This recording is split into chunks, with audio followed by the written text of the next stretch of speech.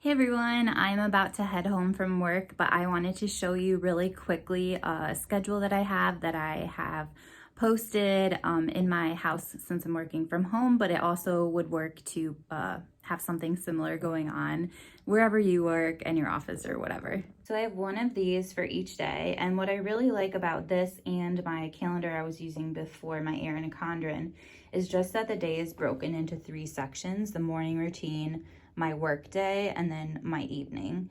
And so that really just allows me to make sure that I'm putting in personal, like filling myself up in the morning and in the evening, and that I'm not like a workaholic, which I tend to be.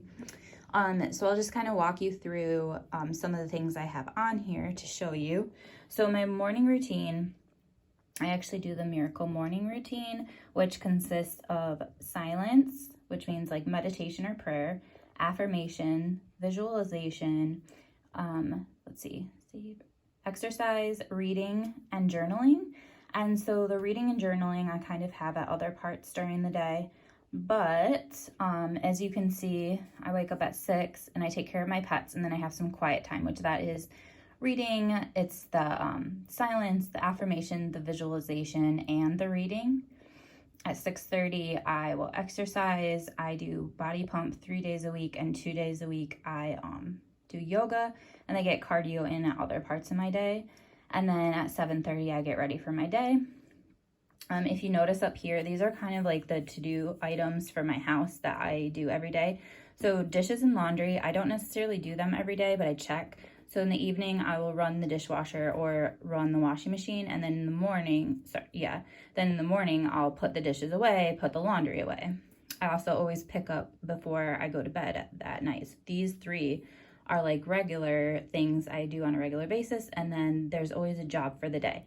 So on Monday, I vacuum and clean the floors. On Tuesday, I do windows and mirrors and bathrooms.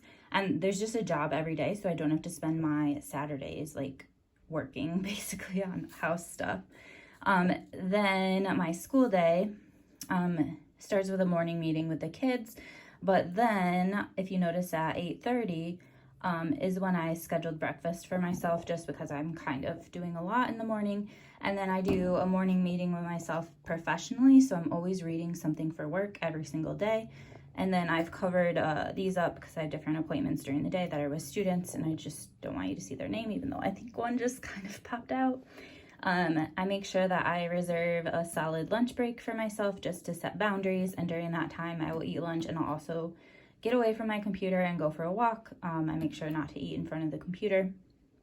And I have a dinner break for myself because Monday and Tuesdays I work really late. Some of the other things I've scheduled into my day are email chunks where I answer emails just so I'm not constantly distracted by email. I might check at other times as well, but this way I'm trying to get out of the habit of constantly checking email. And then what else? I also have solid work blocks where I complete certain paperwork things I need to do.